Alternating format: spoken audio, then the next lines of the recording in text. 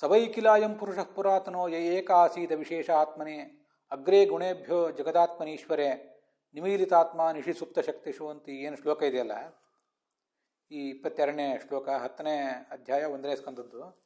ಇದಕ್ಕೆ ಯಾರ್ಯಾರು ಏನೇನು ಅರ್ಥ ಹೇಳಿದರು ಅಂತ ಅನ್ನೋದನ್ನು ನಾವೀಗ ನೋಡಿದ್ವಿ. ಯಾವ್ದಾರು ಹೇಳಿದ ಅರ್ಥ ನೋಡಿದ್ವಿ, ವಿಜಯಧ್ವಜರು ಹೇಳಿದಂಥ ಅರ್ಥವನ್ನು ಕೂಡ ನೋಡಿದ್ವಿ. ಶಕ್ತಿ ಎಂಬ ಶಬ್ದಕ್ಕೆ ಅರ್ಥ ಏನು ಮಾಡಬೇಕು ಅದನ್ನು ಈಗ ಒಂದು ಬಾರಿ ಸ್ವಲ್ಪ ಆಲೋಚನೆ ಮಾಡಬೇಕಾಯ್ತು. ಯಾಕೆ ಹಾಗೆ ಆಲೋಚನೆ ಮಾಡಬೇಕಾಯಿತು ಅಂದರೆ, ಶಕ್ತಿ ಅಂದರೆ ಸತ್ವ ರಜಸ್ಸು ತಮಸ್ಸು ಅನ್ನೋ 3 ಗುಣಗಳನ್ನು ಮಾತ್ರ ಇಟ್ಕೊಳ್ಬೇಕು, ಅಥವಾ ಗುಣದ ಅಭಿಮಾನಿಗಳಾದಂಥ ದೇವತಾ ಸ್ತ್ರೀಯರನ್ನು ಕೂಡ ಇಟ್ಕೊಳ್ಬೇಕು ಅಂತ ಹೀಗೊಂದು ಪ್ರಶ್ನೆ ಬರ್ತದೆ ನಮಗೆ. ಆ ಪ್ರಶ್ನಕ್ಕೆ ಉತ್ತರವನ್ನು ಕಂಡುಕೊಳ್ಳೋ ದೃಷ್ಟಿಯಿಂದ ಭಾಗವತ ತಾತ್ಪರ್ಯದಲ್ಲಿ ಮುಂದೆ ಬಂದಿರುವಂಥ ಕೆಲವು ಭಾಗಗಳನ್ನು ಕೂಡ ನಾವು ಅವಲೋಕಿಸಬೇಕಾಯಿತು. ಸತ್ವಾದಿ ಈ ನಾವೇನು ಪಾಠ ನೋಡಿದ್ದೀವಲ್ಲ, ಆಚಾರ್ಯರ ಭಾಗವತ ತಾತ್ಪರ್ಯದಲ್ಲಿ ಪಾಠನೇ ಸ್ವಲ್ಪ ಭಿನ್ನವಾಗಿದೆ ಅಂತ ಹೇಳಿದೆ. ಗೋವಿಂದಾಚಾರ್ಯ ಸಂಪಾದನೆ ಮಾಡಿದ ಪಾಠದಲ್ಲಿ ಸತ್ವಾದಿಷು ಅಂತಿಷ್ಟೇ ಪಾಠ ಇದೆ, ಸತ್ವಾದಿ ಶಕ್ತಿಷು ಅಂತ ಪಾಠ ಇದೆ, ಇನ್ನು ಕೆಲವು ಕಡೆ ಬೇರೆ ಕಡೆ.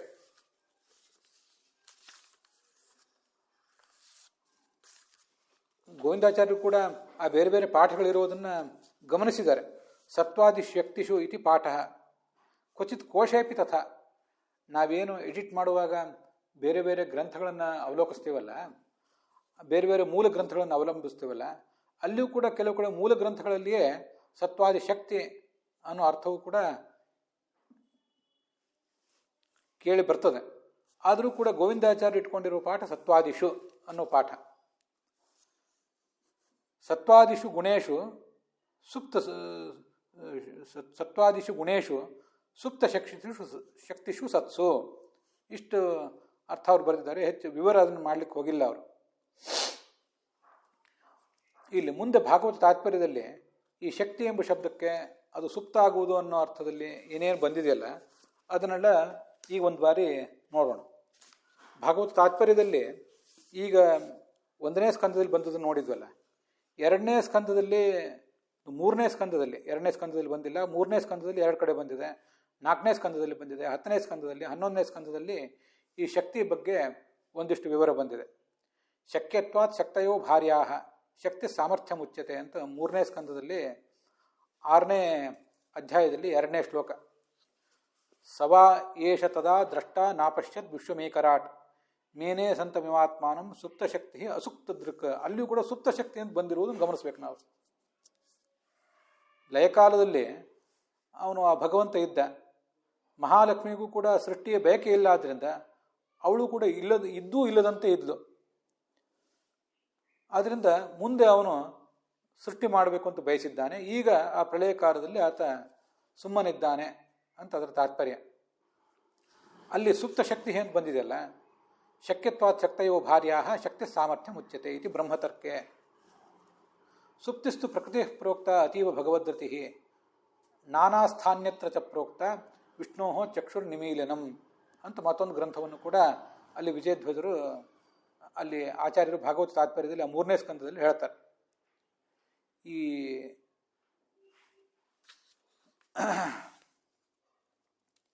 ಪತ್ನಿಯನ್ನು ಯಾವತ್ತೂ ಶಕ್ತಿ ಅಂತ ಹೇಳ್ತಾರೆ.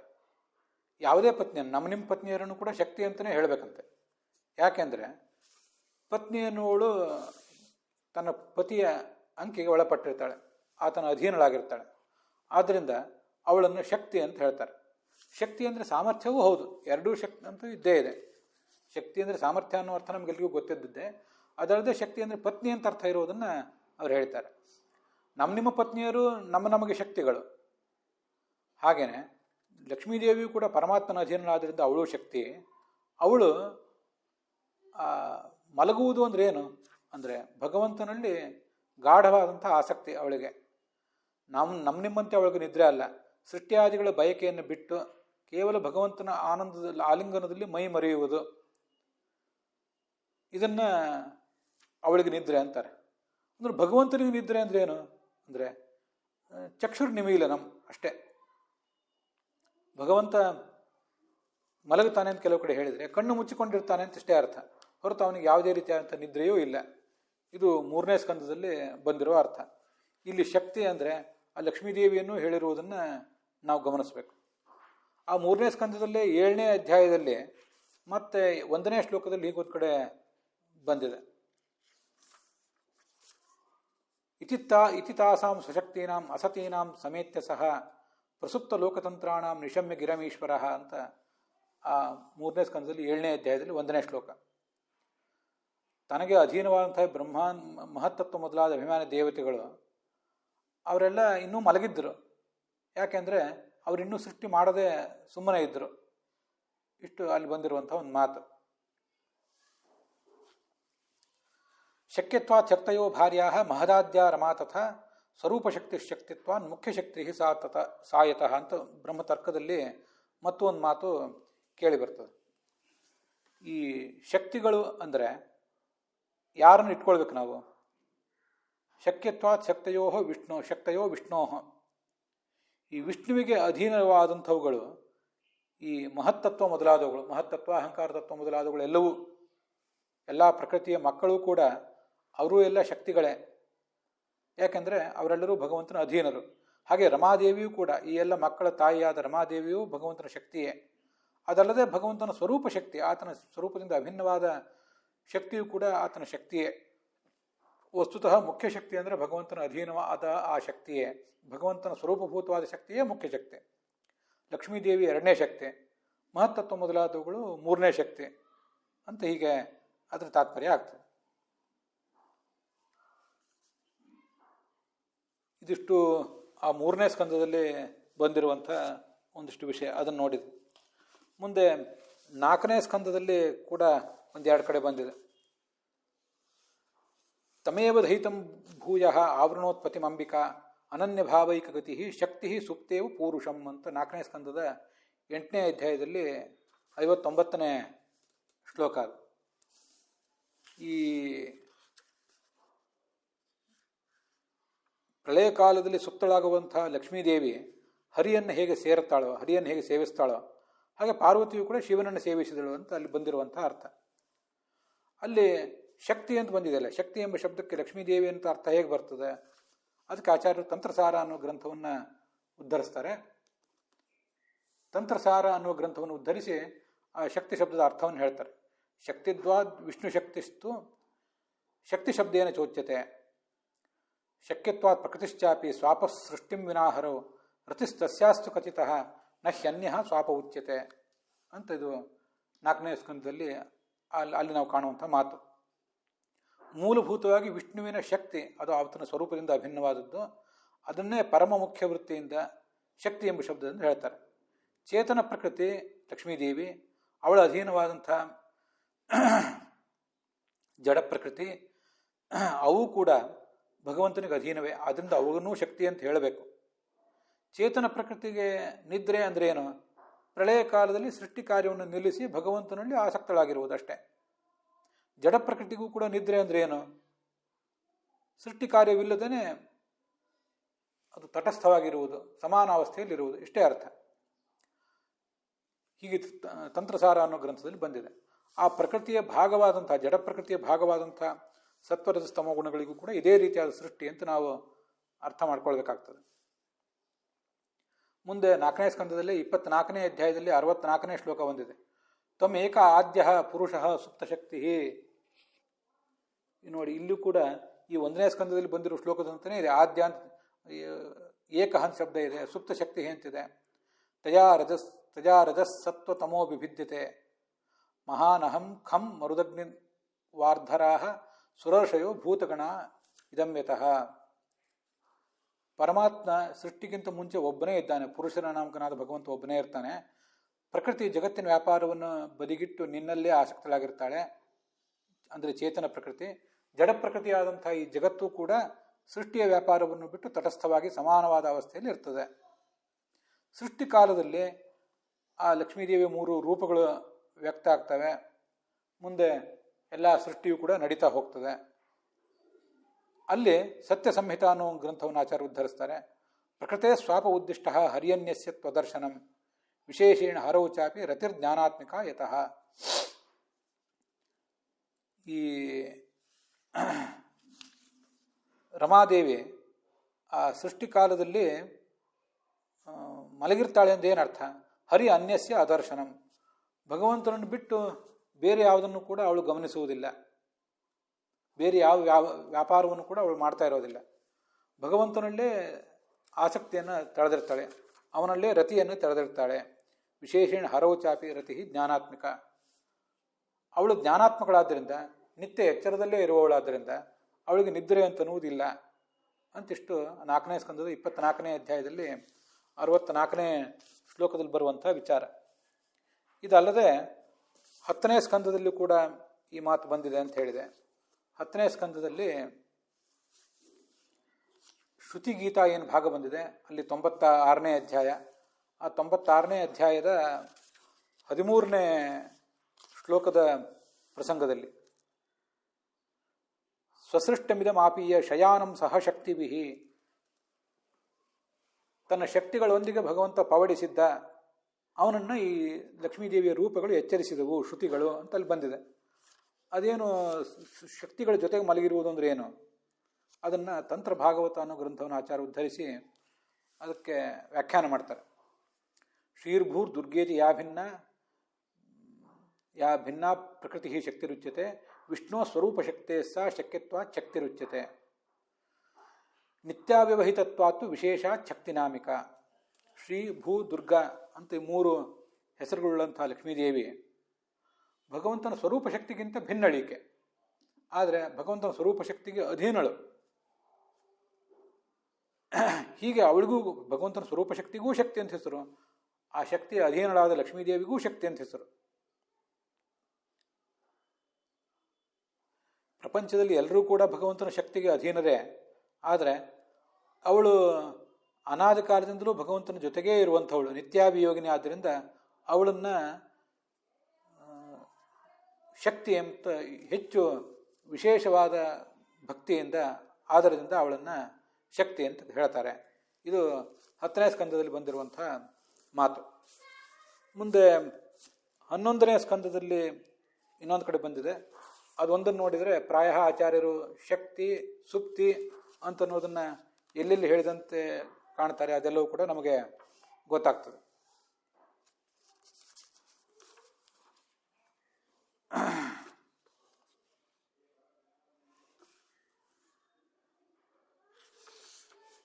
ಹನ್ನೊಂದನೇ ಸ್ಕಂದದಲ್ಲಿ 9ನೇ ಅಧ್ಯಾಯದಲ್ಲಿ ಈ 17ನೇ ಶ್ಲೋಕ ಮೊದಲಾದ ಕಡೆ ಕಾಲೇನ ಆತ್ಮಾನುಭಾವೇನ ಸಾಮ್ಯಂ ನೀತಾಸು ಶಕ್ತಿಷು, ಈ ಸತ್ವ ರಜಸ್ಸು ತಮಸ್ಸು ಅನ್ನೋ 3 ಗುಣಗಳೇನಿವೆ, ಗುಣಗಳೆಂಬ ಶಕ್ತಿಗಳಿಗೆ ಸಮಾನ ಅವಸ್ಥೆಯಲ್ಲಿ ಇರುವಂತೆ ಮಾಡಿ ಅವುಗಳನ್ನು ಸಮಾನ ಅವಸ್ಥೆಯಲ್ಲಿ ಇಟ್ಟು ಏನೂ ಸೃಷ್ಟಿ ಅವುಗಳಿಂದ ಆಗದೇ ಇರುವಂತೆ ಮಾಡಿ ತಾನು ಸರ್ವಾಧಾರನಾಗಿ ಆ ನಾರಾಯಣ ಒಬ್ಬನೇ ಸ್ವತಂತ್ರನಾಗಿರ್ತಾನೆ. ಏಕಏವ ಅದ್ವಿತೀಯ. ನೋಡಿ, ಈ 1ನೇ ಸ್ಕಂದದಲ್ಲಿ ಏಕಏವ ಅದ್ವಿತೀಯ ಅಂತ ಏನು ಬಂತು, ಅವೆಲ್ಲ ಶಬ್ದಗಳಿವೆ. ಆತ್ಮಾಧಾರ, ತನ್ನಲ್ಲಿ ತಾನೇ ಇರ್ತಾನೆ, ಅಖಿಲಾಶ್ರಯ, ಈ ಜಗತ್ತಿಗೆಲ್ಲದಕ್ಕೂ ಕೂಡ ಕಾರಣನೂ ಆಗಿರ್ತಾನೆ ಅಂತ ಬಂದಿದೆ. ಅಲ್ಲಿ ಶಕ್ತಿ ತತ್ವ ಅಂತ ಒಂದು ಗ್ರಂಥವನ್ನೇ ಆಚಾರ್ಯ ಉದ್ಧರಿಸ್ತಾರೆ. ಪ್ರಕೃತಿಶ್ಚ ಗುಣಾಶ್ಚೈವ ಶಕ್ಯತ್ವಾತ್ ಶಕ್ತೇ ಸ್ಮೃತಾ ವಿಷ್ಣು ಸ್ವರೂಪಭೂತಾತು ಶಕನಾತ್ ಶಕ್ತಿರುಚ್ಯತೆ. ಒಟ್ಟು ಶಕ್ತಿಗಳು ಅನ್ನುವುದು ಜಗತ್ತಿನಲ್ಲಿ 3 ಮುಖ್ಯವಾಗಿ. ಭಗವಂತನ ಸ್ವರೂಪಭೂತವಾದ ಶಕ್ತಿ, ಅದು ಎಲ್ಲರನ್ನೂ ನಿಯಮಿಸುವುದರಿಂದ, ಎಲ್ಲರನ್ನೂ ತನ್ನ ಹತೋಟಿಯಲ್ಲಿ ಇಟ್ಕೊಂಡಿರುವುದರಿಂದ ಅದನ್ನೇ ಶಕ್ತಿ ಅಂತ ಹೇಳ್ತಾರೆ. ಅದಲ್ಲದೆ ಪ್ರಕೃತಿಯನ್ನೂ ಕೂಡ ಶಕ್ತಿ ಅಂತ ಹೇಳ್ತಾರೆ. ಗುಣಗಳೂ ಶಕ್ತಿ ಅಂತ ಹೇಳ್ತಾರೆ. ಗುಣಗಳಿಗೂ ಶಕ್ತಿ ಅಂತ ಹೆಸರು ಇದ್ದೇ ಇದೆ. ಸತ್ವರಜಸ್ಸು ತಮಸ್ಸು 3 ಗುಣಗಳಿಗೂ ಶಕ್ತಿ ಇದೆ. ಯಾಕೆಂದರೆ ಪ್ರಕೃತಿಯು ಭಗವಂತನ ಅಧೀನ, 3 ಗುಣಗಳೂ ಭಗವಂತನ ಅಧೀನ. ಆದ್ದರಿಂದ ಅವುಗಳೆಲ್ಲವನ್ನೂ ಕೂಡ ಶಕ್ತಿ ಅಂತ ಹೇಳ್ತಾರೆ. ಅಲ್ಲ ಪ್ರಕೃತಿ ಅಂತ ಬಂತಲ್ಲ, ಪ್ರಕೃತಿ ಅಂದರೆ ನಾವೀಗಾಗಲೇ ಅನೇಕ ಕಡೆ ನೋಡಿದಂತೆ ಜಡ ಪ್ರಕೃತಿ ಅಂತಲೂ ಅರ್ಥ ಇಟ್ಕೊಳ್ಬೇಕು, ಚೇತನ ಪ್ರಕೃತಿ ಅಂತಲೂ ಇಟ್ಕೊಳ್ಬೇಕು. ಹೀಗೆ ಎಲ್ಲ ಪ್ರಕೃತಿಗಳು ಕೂಡ ಆ ಭಗವಂತನ ಅಧೀನವೇ ಅಂತಿಷ್ಟು. ಹೀಗೆ ಆಚಾರ್ಯರು ಭಾಗವತ ತಾತ್ಪರ್ಯದಲ್ಲಿ ಆ ಶಕ್ತಿ ಅನ್ನೋ ಶಬ್ದವನ್ನು, ಸುಪ್ತ ಅನ್ನೋ ಶಬ್ದವನ್ನು ಒಂದು 4-5 ಕಡೆ ಪ್ರಯೋಗ ಮಾಡ್ತಾರೆ.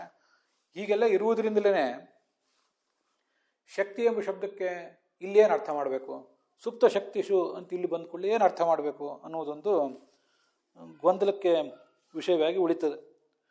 ಮತ್ತು ಇಷ್ಟರ ಮೇಲೆ ಶಕ್ತಿ ಅಂದರೆ ಕೇವಲ ಸತ್ವರಜಸ್ಸು ತಮಸ್ಸು ಅನ್ನೋ ಈ 3 ಮಾತ್ರ ಇಟ್ಕೊಳ್ಬೇಕು, ಅಥವಾ ಶಕ್ತಿ ಅಂದರೆ ಆ ಮೂರು ಗುಣಗಳಿಗೆ ಅಭಿಮಾನಿಯಾದಂಥ ಲಕ್ಷ್ಮೀದೇವಿಯ ರೂಪಗಳನ್ನೂ ಇಟ್ಕೊಳ್ಬೇಕು ಅನ್ನುವುದು ಕೂಡ ಒಂದು ನಾವು ಚಿಂತನೆ ಮಾಡಬೇಕಾದಂಥ ವಿಷಯವಾಗಿ ಉಳಿತದೆ. ಭಾಗವತ ತಾತ್ಪರ್ಯದಲ್ಲಿ ಆಚಾರ್ಯರು ಸತ್ವಾದಿ ಶಕ್ತಿಷು ಅಂತಿಷ್ಟು ಹೇಳಿದ ಮೇಲೆ ಕೂಡ ಇನ್ನೂ ವಿವಾದ ಉಳಿತದೆ ಅಂತ ನನಗೆ ಅನಿಸಿತು. ಉಳಿದಿಲ್ಲ, ವಿವಾದ ಸ್ಪಷ್ಟವಾಗಿಯೇ ಇದೆ ಅಂತ ಒಬ್ಬೊಬ್ಬರು ತಮ್ಮ ತಮ್ಮ ದೃಷ್ಟಿಕೋನಕ್ಕೆ ಅನುಸಾರವಾಗಿ ಹೇಳಬಹುದು. ಆಚಾರ್ಯರು ಸತ್ವಾದಿ ಶಕ್ತಿಷು ಅಂತ ಹೇಳಿದ್ದಾರೆ. ಶಕ್ತಿಯು ಸುಪ್ತವಾಗಿತ್ತು ಅಂತ ಭಾಗವತ ತಾತ್ಪರ್ಯದಲ್ಲಿ ಬಂದ ಮಾತಿಗೆ ಶಕ್ತಿ ಅಂದರೆ ಯಾವುದು ಅಂದರೆ ಸತ್ವರಜಸ್ಸು ತಮಸ್ಸು ಎಂಬ ಮೂರು ಶಕ್ತಿಗಳು. ಗುಣಗಳಿಗೂ ಶಕ್ತಿ ಅಂತ ಹೇಳಬೇಕು ಅಂತ ಭಾಗವತ ತಾತ್ಪರ್ಯದಲ್ಲಿ 11ನೇ ಸ್ಕಂದದಲ್ಲಿ ಬಂದು ನಾವು ನೋಡಿದ್ದೇವೆ. ಆದ್ದರಿಂದ ಆ ಸತ್ವ ರಜಸ್ಸು ತಮಸ್ಸು ಎಂಬ ಮೂರು ಶಕ್ತಿಗಳು ನಿದ್ರೆ ಮಾಡಿದ್ದವು ಅಂತ ಅರ್ಥ ಬರೀತಾರೆ. ಆದರೆ ಅವರು ಆ ಗುಣಗಳ ಅಭಿಮಾನಿನ ದೇವತೆಯಾದ ಲಕ್ಷ್ಮೀದೇವಿ ಮೂರು ರೂಪಗಳನ್ನು ಹೇಳಲಿಲ್ಲ. ಹೇಳದೇ ಇದ್ದುದನ್ನು ವಿಜಯಧ್ವಜರು ಹೇಗೆ ಇಟ್ಕೊಂಡ್ರು ಅಂತ ಒಂದು ಪ್ರಶ್ನೆ ಬರ್ತದೆ. ಶಕ್ತಿ ಎಂಬ ಶಬ್ದಕ್ಕೆ ಲಕ್ಷ್ಮೀದೇವಿಯ ರೂಪಗಳು ಅಂತನೂ ಅರ್ಥ ಇರುವುದು ಆಚಾರ್ಯರ ಭಾಗವತ ತಾತ್ಪರ್ಯದಲ್ಲಿ ಮುಂದೆ ಅನೇಕ ಕಡೆ ನಮಗೆ ಸ್ಪಷ್ಟ ಆಗೇ ಆಗಿದೆ. ಹಾಗಿದ್ದ ಮೇಲೆ ಇಲ್ಲಿಯೂ ಕೂಡ ಆಚಾರ್ಯರನ್ನು ಹೇಳಬಹುದಿತ್ತು. ಮತ್ತೆ ಮುಂದೆ 3ನೇ ಸ್ಕಂದ, 4ನೇ ಸ್ಕಂದ, 9ನೇ ಸ್ಕಂದ, 11ನೇ ಸ್ಕಂದದಲ್ಲೆಲ್ಲ ಅನೇಕ ಪ್ರಮಾಣ ಶ್ಲೋಕಗಳನ್ನು ಕೊಟ್ಟಿದ್ದಾರೆ. ಇಲ್ಲಿ ಮಾತ್ರ ಏನು ಪ್ರಮಾಣ ಶ್ಲೋಕವನ್ನು ಕೊಟ್ಟಿಲ್ಲ. ಮೊದಲೇ 1ನೇ ಸ್ಕಂದದಲ್ಲೇ ಅವರು ಪ್ರಮಾಣ ಶ್ಲೋಕವನ್ನು ಏನಾದ್ರು ಕೊಟ್ಟಿದ್ರೆ ನಮ್ಮಂಥವರಿಗೆ ಅದು ನೋಡ್ಲಿಕ್ಕೆ ಒಂದಿಷ್ಟು ಸುಲಭ ಆಗ್ತಿತ್ತು. ಆದರೆ ನಮಗೆ ಇಲ್ಲೇನು ಪ್ರಮಾಣ ಶ್ಲೋಕವನ್ನು ಆಚಾರ್ಯ ಕೊಡದೇ ಇರೋದು ತುಂಬ ಆಶ್ಚರ್ಯಕರವಾಗಿದೆ. ಮತ್ತು ಏನಾದರೂ ಕೊಡಬೇಕಿತ್ತು ಅಂತ ನನ್ನಂಥವ್ರಿಗೆ ಕಾಣಿಸ್ತದೆ. ಲಕ್ಷ್ಮೀದೇವಿಯನ್ನು ಕೂಡ ಲಕ್ಷ್ಮೀದೇವಿ ಮೂರು ರೂಪಗಳನ್ನು ಇಟ್ಕೊಳ್ಳುವುದು ಆಚಾರ್ಯ ತಾತ್ಪರ್ಯ ಆಗಿದ್ದರೆ ಅವರು ಇಲ್ಲಿ ಅದನ್ನು ಹೇಳ್ಬೋದಿತ್ತು. ಮುಂದೆ ಅನೇಕ ಕಡೆ ಹೇಳೇ ಇದ್ದಾರೆ, ಅದನ್ನು ಸ್ಪಷ್ಟಪಡಿಸಿದ್ದಾರೆ. ಇಲ್ಲಿ ಮಾತ್ರ ಅವರನ್ನು ಹೇಳಲಿಲ್ಲ ಅಂದರೆ ಅವ್ರು ಹೇಳದೇ ಇರುವಂಥ ಆ ಲಕ್ಷ್ಮೀದೇವಿಯ ಮೂರು ರೂಪಗಳು ಎಂಬ ಅರ್ಥವನ್ನು ವಿಜಯಧ್ವಜರು ಹೇಳಿದ್ದು ಸ್ವಲ್ಪ ಯಾಕೋ ಅನುಮಾನಕ್ಕೆ ಕಾರಣ ಆಗ್ತದೆ. ಅದನ್ನು ಸ್ವಲ್ಪ ಗುಮಾನಿಯಿಂದ ನೋಡಬೇಕಾಗ್ತದೆ. ಆದರೆ ವಿಜಯಧ್ವಜರು ಹೇಳಿದ್ದು ಹೌದು. ಮತ್ತು ಇಲ್ಲಿ ಇನ್ನೊಂದು ಸಮಸ್ಯೆ, ಸತ್ವಾದಿ ಶಕ್ತಿಷು ಅಂತ ಭಾಗವತ ತಾತ್ಪರ್ಯದಲ್ಲಿ ಪಾಠ. ಸತ್ವಾದಿಷು ಅಂತ ಇಷ್ಟು ಮಾತ್ರ ಪಾಠ ಇದೆ. ಇನ್ನು ಕೆಲವು ಕಡೆ ಬೇರೆ ಕಡೆ ಗೋವಿಂದಾಚಾರ್ಯ ನೋಡಿದಂತೆ ಸತ್ವಾದಿಷು ಅಂತಿಷ್ಟೇ ಪಾಠ. ಈ ಆಚಾರ್ಯರ ವ್ಯಾಖ್ಯಾನ ಶೈಲಿಯನ್ನು, ಸರ್ವಮೂಲದ ಉದ್ದಕ್ಕೂ ಆಚಾರ್ಯರ ವ್ಯಾಖ್ಯಾನ ಶೈಲಿಯನ್ನು ನಾವು ಗಮನಿಸಿದರೆ ಅಲ್ಲಿ ನಮಗೊಂದು ವಿಷಯ ಗೊತ್ತಾಗ್ತದೆ. ಕೆಲವು ಕಡೆ ಮೂಲ ಭಾಗವತದಲ್ಲಿ ಮೊದಲಾದ ಕಡೆ ಬಂದಿದ್ದಂಥ ಒಂದು ಶಬ್ದವನ್ನು ಇಟ್ಕೊಂಡು ಅದರ ಅರ್ಥ ಬರೆದಿರ್ತಾರೆ. ಇನ್ನು ಕೆಲವು ಕಡೆ ಅರ್ಥ ಬರೆಯುವ ಗೋಜಿಗೆ ಹೋಗಿರೋದಿಲ್ಲ ಆಚಾರ್ಯರು. ಆ ಮೂಲದಲ್ಲಿರುವ ಶಬ್ದಕ್ಕೆ ಪೂರಕವಾಗಿ ಒಂದು ಅಧ್ಯಾಹಾರದ ಶಬ್ದವನ್ನು ತಗೊಂಡಿರ್ತಾರೆ. ಅಧ್ಯಾಹಾರ ಮಾಡಿಕೊಂಡಾಗ ಅದರಿಂದ ಒಂದು ನಮಗೆ ಉಪಯುಕ್ತವಾದಂಥ ಅರ್ಥ ದೊರೆಯುವಂತಿರ್ತದೆ. ಆಚಾರ್ಯ ಕೆಲವು ಕಡೆ ಹಾಗೆ ಮಾಡ್ತಾರೆ. ಇಲ್ಲಿ ಈ ಸುಪ್ತ ಶಕ್ತಿಷು ಅಂತೇನಿದೆಯಲ್ಲ, ಸುಪ್ತ ಶಕ್ತಿಷು ಅಂತನ್ನೋದಕ್ಕೆ ಸತ್ವಾದಿಷು ಅಂತ ಆಚಾರ್ಯ ವ್ಯಾಖ್ಯಾನ ಮಾಡಿದ್ದು ಏನು ಗೋವಿಂದಾಚಾರ್ಯರ ಅಭಿಪ್ರಾಯದಲ್ಲಿ ಕೇಳಿ ಬರ್ತದಲ್ಲ, ಅಲ್ಲಿ ಅವರು ಆ ಶಕ್ತಿ ಅಂದರೆ ಏನು ಅಂತ ವಿವರಣೆ ಮಾಡಲಿಲ್ಲ ಹೊರತು ಅಧ್ಯಾಹಾರ ಮಾಡಿಕೊಂಡಿದ್ದಾರೆ. ಅಧ್ಯಾಹಾರ ಮಾಡುವ ಮೂಲಕ ವಿವರಣೆ ಮಾಡಿದ್ದಾರೆ ಅಂತ ಕಾಣಿಸ್ತದೆ. ಗೋವಿಂದಾಚಾರ್ಯರ ವ್ಯಾಖ್ಯಾನದ ಶೈಲಿ, ಅವರು ಪಾಠ ಹೇಳಿದ್ದನ್ನೆಲ್ಲ ಗಮನಿಸಿದರೆ ಹಾಗೆ ಕಾಣಿಸ್ತದೆ. ಕೆಲವು ಕಡೆ ಆಗತಃ ಅಂತ ಹೇಳ್ತಾರೆ, ಅಂದರೆ ಬಂದ ಅಂತ ಅರ್ಥ. ಯಾರು ಬಂದರು ಅಂದರೆ ರಾಮ ಆಗತಃ ಅಂತ ಅದಕ್ಕೊಂದು ಅಧ್ಯಾಹಾರ ಮಾಡ್ಕೋಬೇಕಾಗ್ತದೆ. ಬಾಗಿಲು ಅಂತಂದರೆ ಬಾಗಿಲನ್ನು ಏನು ಮಾಡಬೇಕು, ಹಾಕಬೇಕು ಅಥವಾ ತೆಗಿಬೇಕು, ಸಂದರ್ಭಾನುಸಾರವಾಗಿ ನಾವು ಅದನ್ನು ಅಧ್ಯಾಹಾರ ಮಾಡ್ಕೋಬೇಕಾಗ್ತದೆ. ಬಾಗಿಲು ಅಂತನ್ನುವುದಕ್ಕೆ ತೆಗೆ ಅಥವಾ ಹಾಕು ಅಂತನ್ನುವುದು ಅರ್ಥ ವಿವರಣೆ ಅಲ್ಲ, ಅದು ಅಧ್ಯಾಹಾರದ ಮೂಲಕ ಆ ಸಂದರ್ಭವನ್ನು ಸ್ಪಷ್ಟಪಡಿಸಿದ್ದಷ್ಟೆ. ವ್ಯಾಖ್ಯಾನ ಕೆಲವು ಕಡೆ ಆಚಾರ್ಯದ ಹೀಗಿರ್ತದೆ. ಆಚಾರ್ಯರು ಮತ್ತು ಆಚಾರ್ಯರ ಅನುಯಾಯಿಗಳಾದಂಥವ್ರು ಎಲ್ಲರೂ ಕೂಡ ವ್ಯಾಖ್ಯಾನ ಮಾಡುವಾಗ ಎಲ್ಲಿಯೂ ಕೂಡ ಈಸ್ ಈಕ್ವಲ್ ಟು ಅಂತ ಮಾರ್ಕ್ ಇರೋದಿಲ್ಲ. ಕಲಶ ಈಸ್ ಈಕ್ವಲ್ ಟು ಘಟ ಅಂತ ನಾವೇನು ಕನ್ನಡದಲ್ಲಿ ಅಥವಾ ಇಂಗ್ಲೀಷ್ನಲ್ಲಿ ಒಂದು ಚಿಹ್ನ ಹಾಕಿ ವ್ಯಾಖ್ಯಾನ ಮಾಡ್ತೀವಲ್ಲ, ಹಾಗಿರೋದಿಲ್ಲ. ಅವರು ಮೂಲ ಶಬ್ದವೊಂದನ್ನು ತೊಗೊಂಡು ಅದಕ್ಕೊಂದು ತಮ್ಮದೊಂದು ಅರ್ಥ ಬರೆದಿರ್ತಾರೆ. ಆ ಮೂಲ ಶಬ್ದಕ್ಕೆ ಅರ್ಥ ಇವ್ರು ಹೇಳಿದ ಅರ್ಥ ಈಸ್ ಈಕ್ವಲ್ ಟು ಅನ್ನೋದಲ್ಲಿ ನಮಗೆ ಸೂಚಿತ ಅಂತ ನಾವೇ ತಿಳ್ಕೊಬೇಕಾಗ್ತದೆ. ಈಸ್ ಈಕ್ವಲ್ ಟು ಅಂತ ಮಾರ್ಕ್ ಹಾಕುವ ಪದ್ಧತಿ ಆವಾಗಿರಲಿಲ್ಲ. ಇನ್ನು ಕೆಲವು ಕಡೆ ಮೂಲ ಶ್ಲೋಕಕ್ಕೆ ಮೂಲ ಶಬ್ದಕ್ಕೆ ಬೇಕಾದ ಒಂದು ಅಧ್ಯಾಹಾರ ಅವರು ಮಾಡ್ಕೊಳ್ಳುವುದರಿಂದ ಅರ್ಥ ವಿವರಣೆ ಮಾಡಲಿಕ್ಕೆ ಹೊರಟಿರೋದಿಲ್ಲ, ಅಧ್ಯಾಹಾರವನ್ನು ಮಾಡಿ ಸಂದರ್ಭವನ್ನು ಸ್ಪಷ್ಟಪಡಿಸ್ತಾರೆ ಅಷ್ಟೇ.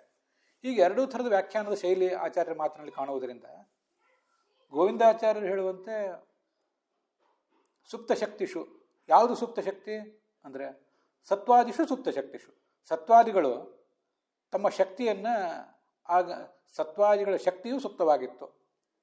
ಸತ್ವಾದಿಗಳು ಜಗತ್ತನ್ನು ಸೃಷ್ಟಿ ಮಾಡಬೇಕಾದ ಏನು ಶಕ್ತಿಯನ್ನು ಹೊಂದಿವೆಯಲ್ಲ ಮೂಲತಃ, ಆ ಸತ್ವಾದಿಗಳಿಗೆ ಇರುವ ಶಕ್ತಿ ಆ ಸಂದರ್ಭದಲ್ಲಿ ಮಲಗಿಬಿಟ್ಟಿತ್ತು, ಸೃಷ್ಟಿ ಆಗ್ತಾ ಇರಲಿಲ್ಲ ಅಂತ ಹೀಗೆ ಅಧ್ಯಾಹಾರದ ರೂಪದಲ್ಲಿ ವ್ಯಾಖ್ಯಾನ ಮಾಡಿದ್ದಾರೆ ಗೋವಿಂದಾಚಾರ್ಯ. ಅಲ್ಲಿ ಸತ್ವ ರಜಸ್ಸು ತಮಸ್ಸು ಈ ಮೂರು ಗುಣಗಳಿಗೆ ಅಭಿಮಾನಿನಿಯಾದ ಲಕ್ಷ್ಮೀದೇವಿನ ಇಟ್ಕೊಳ್ಬೇಕಾ ಬೇಡವ ಅಂತ ಒಂದು ಚರ್ಚೆನೂ ಮಾಡಿದ್ದಾರೆ. ಚರ್ಚೆ ಮಾಡಿ ಅವ್ರನ್ನ ಇಟ್ಕೊಳ್ಳೋದು ಬೇಡ, ಯಾಕೆಂದರೆ ಅವರು ಆವಾಗ ಆ ಸತ್ವರಜ ಮೂರು ಗುಣಗಳು, ಆ ಗುಣಾಭಿಮಾನಿನಿಯಾದ ಲಕ್ಷ್ಮೀದೇವಿಯ ರೂಪಗಳು ಆವಾಗ ಭಗವಂತನ ಸ್ತೋತ್ರ ಮಾಡ್ತಾ ಇದ್ರು ಅಂತಿದೆ 11ನೇ ಸ್ಕಂದದಲ್ಲಿ. ಅವರು ಸ್ತೋತ್ರ ಮಾಡ್ತಿರೋದ್ರಿಂದ ಅವರು ಮಲಗಿದ್ದಾರೆ ಅಂತ ಅರ್ಥ ಮಾಡುವುದು ಬೇಡ. ಮಲಗಿದ್ದಾರೆ ಅನ್ನುವ ಅರ್ಥ ಈ ಸತ್ವ ರಜಸ್ಸು ತಮಸ್ಸು ಅನ್ನೋ ಮೂರು ಗುಣಗಳ ಶಕ್ತಿಗೆ ಮಾತ್ರ ಅನ್ವಿತ ಆಗ್ತದೆ ಅಂತ ಅವರು ಅದನ್ನು ಸಮರ್ಥನೆ ಕೂಡ ಮಾಡಿದ್ದಾರೆ. ಆಚಾರ್ಯರು ಲಕ್ಷ್ಮೀದೇವಿ ಮೂರು ರೂಪಗಳು ಅಂತ ಹೇಳದೇ ಇದ್ದ ಮೇಲೆ ಆ ಲಕ್ಷ್ಮೀದೇವಿ ಮೂರು ರೂಪಗಳನ್ನು ಸೇರಿಸಿ ವ್ಯಾಖ್ಯಾನ ಮಾಡುವುದು ಆಚಾರ್ಯರಿಗೆ ಸಮ್ಮತ ಆಗ್ತದೋ ಇಲ್ಲವೋ ಅಂತ ಒಂದು ಗುಮಾನೆ ಹುಟ್ಟಿಸ್ತದೆ. ಆದರೂ ವಿಜಯಧ್ವಜರು ಅದನ್ನು ಹೇಳಿದ್ದಾರೆ. ಯಾದವಾರ್ಯರು ಹೇಳಲಿಲ್ಲ ಅನ್ನೋದನ್ನು ಗಮನಿಸಬೇಕು, ಗೋವಿಂದಾಚಾರ್ಯ ಹೇಳಲಿಲ್ಲ ಅಂತ ಅನ್ನೋದನ್ನು ಗಮನಿಸಬೇಕು. ಈ ಸಂದರ್ಭದಲ್ಲಿ ಅನಂತ ತೀರ್ಥರು, ಯಾದವೇಂದ್ರರು ಮೊದಲಾದವರು ಹೆಚ್ಚಿನ ಅರ್ಥಗಳನ್ನೇನು ಬರೆದಂತೆ ಕಾಣಿಸೋದಿಲ್ಲ. ಸತ್ವಾದಿಶಕ್ತಿಷು ಅಂತ ಈಗೇನು ನಾವೆಲ್ಲ ಪ್ರಸಿದ್ಧವಾದ ಪಾಠವನ್ನು ಇಟ್ಕೊಂಡಿದ್ದೇವಲ್ಲ, ಶಕ್ತಿಯು ಅನ್ನೋದನ್ನು ಆಚಾರ್ಯರ ಭಾಗವತ ತಾತ್ಪರ್ಯದಲ್ಲೇ ಕಾಣುತ್ತೇವಲ್ಲ. ಶಕ್ತಿಗಳು ಅಂದರೆ ಯಾವುದು? ಇದು ಅರ್ಥ ಬರೆದದ್ದು. ಇದು ಗೋವಿಂದಾಚಾರ್ಯ ದೃಷ್ಟಿಯಲ್ಲಿ ಅಧ್ಯಾಹಾರ ಮಾಡಿದ್ದು, ಇಲ್ಲಿ ಅರ್ಥ ಬರೆದದ್ದು. ಸತ್ವ ಮೊದಲಾದ ಶಕ್ತಿಗಳು, ಸತ್ವ ರಜಸ್ಸು ತಮಸ್ಸು ಮೂರು ಶಕ್ತಿಗಳು ಗುಣಗಳನ್ನು ಕೂಡ ಶಕ್ತಿ ಅಂತಾರೆ, ಅವು ಮಲಗಿದ್ದವು ಅಂತ ಅರ್ಥವನ್ನೇ ಪುರಾಣಿಕಾಚಾರ್ಯರು ಮೊದಲಾದವರು ಇಟ್ಕೊಂಡಿದ್ದಾರೆ. ಯಾದವಾರ್ಯರು ಕೂಡ ಅದೇ ಅರ್ಥವನ್ನೇ ಇಟ್ಕೊಂಡಿದ್ದಾರೆ. ವಿಜಯಧ್ವಜರು ಅದೇ ಅರ್ಥ ಇಟ್ಕೊಂಡಿದ್ದಾರೆ. ಆದರೆ ಅದಕ್ಕೆ ಲಕ್ಷ್ಮೀದೇವಿ ಮೂರು ರೂಪಗಳು ಅಂತ ಒಂದು ಹೆಚ್ಚಿನ ಅರ್ಥವನ್ನು ಹೇಳಿದ್ದಾರೆ. ಇದು ಆ ಹೆಚ್ಚಿನ ಅರ್ಥವನ್ನು ಇಟ್ಕೊಳ್ಳುವುದು ಆಚಾರ್ಯಗೆ ಸಮ್ಮತವಾ ಅಲ್ಲವಾ ಅಂತ ಒಂದು ಗೊಂದಲ ಹಾಗೆ ಉಳಿತದೆ. ವಸ್ತುಸ್ಥಿತಿ ಏನೆಂದರೆ, ಲಕ್ಷ್ಮೀದೇವಿ ಭಗವಂತನನ್ನು ಸ್ತೋತ್ರ ಮಾಡ್ತಾ ಇದ್ಲು, ಮೂರು ರೂಪಗಳಿಂದ ಅವಳು ಸ್ತೋತ್ರ ಮಾಡ್ತಿದ್ದಾಳೆ, ಅದ್ರ ಬಗ್ಗೆ ಏನೂ ಸಂದೇಹ ಇಲ್ಲ. ಅದು 10ನೇ ಸ್ಕಂದದಲ್ಲಿ ಅದು ಬಂದಿದೆ. ಲಕ್ಷ್ಮೀದೇವಿಗೆ ರೂಪಗಳೇ ಅನೇಕ ಇರುವುದರಿಂದ, ಅಥವಾ ಒಂದೇ ರೂಪದಿಂದ ಅವಳು ಅನೇಕ ಕಾರ್ಯಗಳನ್ನು ಮಾಡಬಲ್ಲವಳಾದ್ದರಿಂದ ಅವಳಿಗೆ ಒಂದು ಆ ಭಗವಂತನ ಸಮೀಪದಲ್ಲಿ ಇದ್ದು ಆತನಲ್ಲೇ ಆಕೆ ಲೀನಳಾಗಿ ಅವನಲ್ಲೇ ರತಿಯನ್ನು ತೋರಿಸ್ತಾ ಇರ್ತಾಳೆ. ಇನ್ನೊಂದು ರೂಪದಿಂದ ಅವಳೇ ಆ ಭಗವಂತನನ್ನು ಸ್ತುತಿಸ್ತಾ ಇರ್ತಾಳೆ ಕೂಡ. ಹೀಗದು ಅಸಾಧ್ಯ ಏನಲ್ಲ. ಆದ್ದರಿಂದ ಲಕ್ಷ್ಮೀದೇವಿಯ ಅದೇ ರೂಪವೇ ಭಗವಂತನ ಸ್ತುತಿಸ್ತಾ ಇದೆ. ಹಾಗೆ ಭಗವಂತನಲ್ಲಿ ಅದು ಗಾಢವಾಗಿ ರತಿಯನ್ನು ಅನುಭವಿಸ್ತಾ ಇದೆ ಕೂಡ ಅಂತ ಅರ್ಥ ಮಾಡುವುದು ಲಕ್ಷ್ಮೀದೇವಿಯ ವ್ಯಕ್ತಿತ್ವಕ್ಕೆ ಉಚಿತವಾದದ್ದೇ. ಅಥವಾ ಲಕ್ಷ್ಮೀದೇವಿಯ ಒಂದು ರೂಪ ಸ್ತುತಿಸ್ತಾ ಇದೆ, ಮತ್ತೊಂದು ರೂಪ ಭಗವಂತನಲ್ಲಿ ಗಾಢವಾಗಿದೆ ಅಂತ ಅರ್ಥ. ಹೀಗೆಲ್ಲ ಅರ್ಥಗಳಾಗುವ ಸಾಧ್ಯತೆ ಇದೆ. ಆದ್ದರಿಂದ ಈ ಲಕ್ಷ್ಮೀದೇವಿ ಮೂರು ರೂಪಗಳು ಆಗ ಸುಪ್ತವಾಗಿದ್ದವೋ ಇಲ್ಲವೋ ಅಂದರೆ ಸುಪ್ತವಾಗಿದ್ದವೋ ಅಂತ ಹೇಳಲಿಕ್ಕೆ ಏನು ತೊಂದರೆ ಇಲ್ಲ. ವಸ್ತುಸ್ಥಿತಿ ಅಂತೂ ಇಷ್ಟು, ಮೂರು ರೂಪಗಳು ಸುಪ್ತವಾಗಿದ್ದವು. ಸ್ತೋತ್ರವನ್ನು ಕೂಡ ಅವು ಮಾಡ್ತಾನೇ ಇದ್ದವು. ತಲ್ಲಿಂಗೈಹಿ ಶ್ರುತಯ ಪರಂ, ಆ ಶ್ರುತಿಗಳು ಭಗವಂತನನ್ನು ಸ್ತೋತ್ರ ಮಾಡ್ತಾ ಇದ್ದವು ಕೂಡ. ಹೀಗೆ ಅದು ಕೇಳಿ ಬರ್ತದೆ. ನನಗೆ ಸಾಧ್ಯ ಆದಷ್ಟು ಆಚಾರ್ಯರು ಭಾಗವತ ತಾತ್ಪರ್ಯದಲ್ಲಿ ಶಕ್ತಿ ಅಂದರೆ ಎಲ್ಲೆಲ್ಲಿ ಏನೇನು ಹೇಳಿದ್ದಾರೆ ಅದನ್ನೆಲ್ಲ ಹೊರತೆಗೆದು ಹೇಳುವಂಥ ಪ್ರಯತ್ನ ಮಾಡಿದ್ದೇನೆ. ಇಲ್ಲಿ ಆಚಾರ್ಯರು ಸತ್ವ ರಜಸ್ಸು ತಮಸ್ಸು ಅನ್ನೋ ಮೂರು ಗುಣಗಳನ್ನು ಮಾತ್ರ ಹೇಳುವ ಅಭಿಪ್ರಾಯ ಹೊಂದಿದ್ದಾರಾ, ಅಥವಾ ಲಕ್ಷ್ಮೀದೇವಿ ಮೂರು ರೂಪಗಳನ್ನು ಕೂಡ ಹೇಳುವ ಅಭಿಪ್ರಾಯ ಹೊಂದಿದ್ದಾರಾ ಅನ್ನೋದನ್ನು ಹೇಗೆ ತೀರ್ಮಾನಿಸುವುದು? ಅವರೇನೂ ಸ್ಪಷ್ಟವಾಗಿ ಹೇಳಲಿಲ್ಲ. ಮೂರು ಗುಣಗಳ ಬಗ್ಗೆ ಮಾತ್ರ ಹೇಳಿದ್ದಾರೆ ಅವರು. ಇಲ್ಲಿ ಅವ್ರು ಹೇಳದೇ ಇರುವಂತಹ ಮೂರು ರೂಪಗಳ ಬಗ್ಗೆನೂ ಏನಾದರೂ ನಾವು ಇಟ್ಕೊಳ್ಬೇಕಾ ಅಂತ ಅನ್ನೋದನ್ನು ನನಗಿನ್ನೂ ತೀರ್ಮಾನ ಮಾಡಲಿಕ್ಕೆ ಆಗಲಿಲ್ಲ ಇದನ್ನೆಲ್ಲ ಗಮನಿಸಿದರೆ. ಲಕ್ಷ್ಮೀದೇವಿ 3 ರೂಪಗಳು ಮಲಗಿದ್ದವು ಅನ್ನೋದು ವಿಷಯ ಸರಿ. ಇಲ್ಲಿ ಆಚಾರ್ಯರು ಅದನ್ನು ಹೇಳುವ ಅಭಿಪ್ರಾಯ ಹೊಂದಿದ್ದಾರಾ, ಅದು ಅನುಮಾನಕ್ಕೆ ಆಸ್ಪದವಾಗಿ ಉಳಿತದೆ.